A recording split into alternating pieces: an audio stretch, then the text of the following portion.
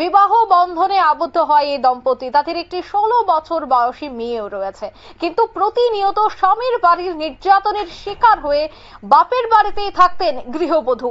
তবে অবশেষে আবার শ্বশুর বাড়িতে ফিরে এলেই স্বামী সহ স্বামীর আত্মীয় পরিজনরা তাকে বেধড়ক মারধর করে, এমনটাই কিন্তু অভিযোগ করলেন নির্যাতিতা গৃহবধূ। জানা যায় ঘটনা নবীননগর এলাকায় শ্বশুর বাড়ির লোকজনের হাতেই গৃহবধূ এবং তার মেয়েকে আক্রমণের শিকার হতে হয়েছে, এমনটাই অভিযোগ করলেন তারা। আহতরা বর্তমানে হাসপাতালে চিকিৎসাধীন এবং ইতিমধ্যেই মামলা করবে বলেও কিন্তু তারা সংবাদ মাধ্যমে জানিয়েছেন। ঠিক কি বলছেন এই গৃহবধূ, শোনাচ্ছি।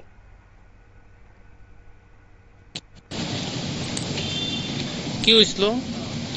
আমি প্রথমে আজকে সকালে খবর পাইছি আমার স্বামী বিয়া করছে। বিয়া করানোর সঙ্গে সঙ্গে আমি শুনে গেছি ধরনের দাও দিয়ে আমরা ধরাই দিছে। তারপরও আমরা বাড়িতে আইয়া থানার ভিতরে একটা ইনফরমেশন দিয়েছি। থানার ভিতরে কাগজ জমা দিয়ে সেটা এরপরে বাড়িতে গেছি। আবার বাড়ির যাওয়ানে আমার বাসুর দেওয়ার জামাই মিল্লা 3 জন মিল্লা আমার মেয়ের মায়ের আহত করছে। তার আমার বাড়ির ভিতরে ঢুকতে তাদের নাম কি? একদম বাসুরের নাম হচ্ছে ওহিত মিয়া, দেওরের নাম ফরাদ মিয়া আর কাবিল হোসেন স্বামী।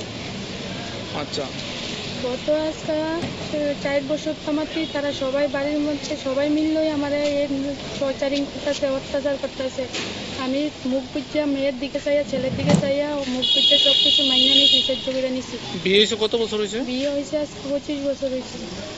আচ্ছা, এখন কি আরেকটা বিয়ে করছে? এখন আরেকটা বিয়ে করছে। আমি এখন বাড়িতে গেছি, যাওয়ার পথে বউয়ের পলাই লিছি। বউরের লোকে এসে এবারে পাড়ার মানুষের ডাইকাই না, এবারে পাড়ার মানুষের কাছে সামনে রেখে তারা আমার লগে এই মাইক দুঃখটা করছে। আমার বাসুরের মারছে। আপনারা শুনলেন তাদের বক্তব্য, অভিযোগ।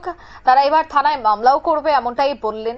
এবার দেখার বিষয় যদি থানায় মামলা করা হয় তবে কি পদক্ষেপ গ্রহণ করা হবে পুলিশের পক্ষ থেকে। নিয়ে নিচ্ছে ছোট্ট একটি বিজ্ঞাপন বিরতি, সঙ্গে থাকুন।